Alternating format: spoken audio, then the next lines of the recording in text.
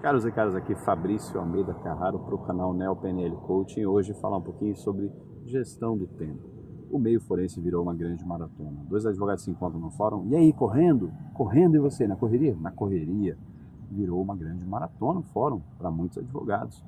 E será que isso é falta realmente de tempo ou falta de gestão do tempo? Vamos falar um pouquinho sobre isso com essas 7 dicas que vamos apresentar hoje. Então, primeira delas, perceba o tempo. Como você percebe o tempo? A nossa primeira indagação que surge quando você começa a perceber o tempo, e isso a gente percebeu ao longo de alguns anos atendendo advogados, aí, principalmente no coaching para advogados, e a gente percebe também na nossa vida forense, na vida de muitos colegas, que é muito comum a pessoa não conseguir gerir o tempo por falta de percepção do tempo, realmente.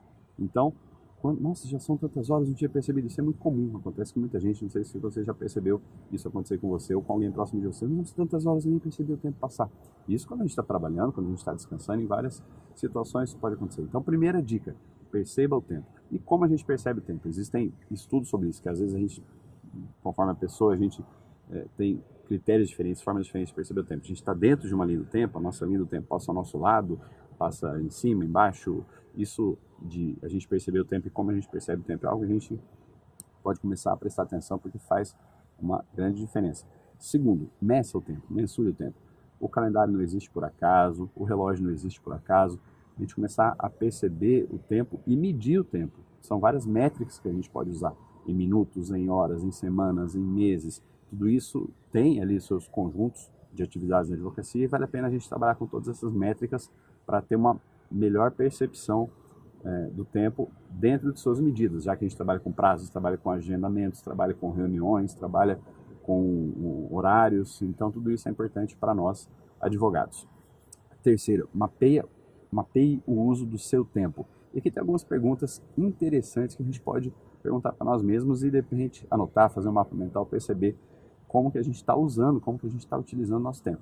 Primeiro, quanto tempo é utilizado para atendimentos em uma semana? Quantas horas são dedicadas a cada um dos processos que a gente administra? Quanto tempo é destinado para audiências em um mês, por exemplo? Quanto tempo se passa em viagens de trabalho? Quanto tempo é investido em pesquisa de doutrina, de jurisprudência? Quanto tempo é utilizado despachando com sócios, associados, estagiários? Quanto tempo se passa aguardando atendimentos ou atos judiciais em geral, o tempo de espera que a gente às vezes tem ali no âmbito forense, nos tribunais?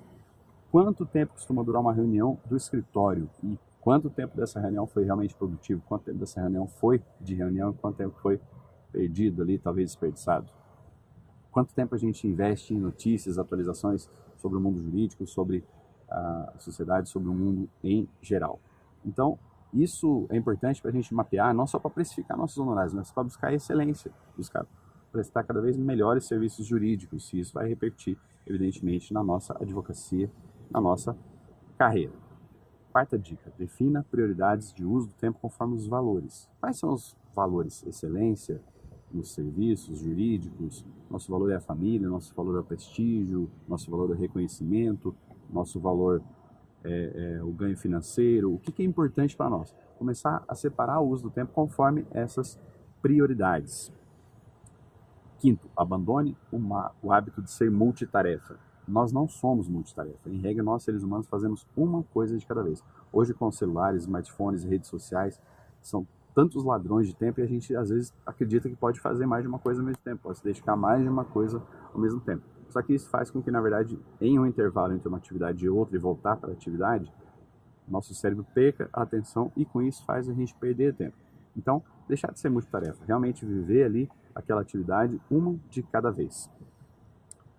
Sexta dica, organize o tempo. E a partir do momento que a gente percebe o tempo, que a gente mensura o tempo, que a gente começa a mapear o uso do tempo, então é importante a gente começar a definir, lógico, as prioridades dentro dos valores, organizar o tempo. E na advocacia são muitas gavetas que a gente tem diferentes para setorizar o nosso tempo. Então, por exemplo, uma sustentação oral de 15 minutos no tribunal, organizar aquilo por tópicos, porque senão a gente às vezes até não consegue concluir o raciocínio. É muito comum, até advogados mais experientes às vezes não conseguem concluir a sustentação oral no tempo regimental de 15 minutos. Organizar o tempo de um processo, por exemplo. A gente não sabe quanto tempo vai durar um processo, mas aquilo vai ter talvez uma duração de meses, de anos. Organizar o nosso tempo no ano, as finanças no ano, as atividades no ano, o crescimento da nossa carreira, do nosso escritório em um ano, o tempo ali de memoriais de uma audiência, no tribunal do júri, o tempo que a gente tem ali para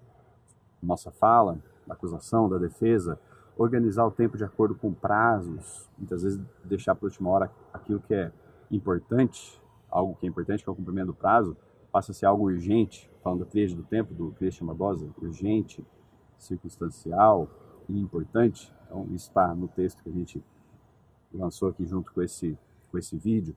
Então, deixar para a última hora falar com o cliente, buscar um documento, isso às vezes pode comprometer o próprio cumprimento do prazo. Então, organizar o tempo dentro de todas essas gavetas é muito importante. Minutos, no caso de uma audiência, de um tribunal do júri, meses, no caso ali de um processo, dias ali no caso de um prazo, tudo isso é importante. Essa organização conforme ali o ato judicial, conforme a atividade que a gente vai praticar. E sempre planejar. Planejamento é importantíssimo. Planejar, principalmente a semana. Uma semana, muitas vezes a gente sabe que tem audiência, tem um julgamento no tribunal, tem um prazo para cumprir. Dentro de uma semana acontece muita coisa. Então, planejar e organizar o tempo dentro de uma semana, dentro de um mês, dentro ali de um semestre mesmo, de um ano, dentro de um período de um processo, tudo isso é bastante relevante para a nossa administração do tempo. E a sétima e última dica é: viva o presente. O passado não existe. O passado já foi, a gente só tem hoje as consequências do passado. E também o futuro ainda é uma possibilidade. Não existe ainda o futuro, ele pode passar a existir, ele é só daqui a um segundo. Então viver o presente é importantíssimo. A gente às vezes está no lugar, mas a nossa mente não está naquele lugar. Está de férias, mas está pensando no trabalho. Está na audiência, mas está pensando que queria estar em casa, queria estar na academia, queria estar na praia, queria estar assistindo TV, vendo uma série, rede social, lendo alguma coisa, pensando no processo a hora que é para descansar e vice-versa. Então, a gente não faz nem uma coisa nem outra. Então, viver o instante, viver o presente é algo que faz toda a diferença. Lógico que viver o presente pode ser refletir e aprender sobre o passado, e pode ser também planejar sobre o futuro, pensar a respeito do que a gente vai fazer amanhã, no ano que vem, etc. Então, viver o presente é fundamental, ainda que seja refletindo sobre o passado ou planejando o futuro, mas vivendo o presente. Enfim, se a gente leva essas 7 dicas adiante, leva essas 7 dicas a sério, a nossa recompensa é ter tempo sobrando, ter um pouco de tempo sobrando para a nossa família, para os nossos amigos, para o nosso lazer, para a nossa espiritualidade, para a nossa saúde, para todas as atividades importantíssimas aí da nossa realidade, que não são apenas aí atividades vinculadas à carreira jurídica. Os gregos, eles tinham 2 formas de chamar o tempo. O primeiro é cronos, esse que é medido em horas, minutos, segundos, meses, semanas. Cronos, o tempo que engole a gente, do qual a gente não pode fugir. Mas também eles tinham um outro termo, que é o termo kairos, que é o termo destinado ao tempo que a gente vive, que a gente está vivenciando coisas importantes, momentos importantes, que a gente está realmente saboreando essa passagem do tempo. Então, muito tempo livre para você, muito kairos para você. Assine o nosso canal, acompanhe nossos textos, nossos conteúdos. Em breve, mais materiais aí para ajudar a gente a ter sucesso na carreira jurídica. Até a próxima.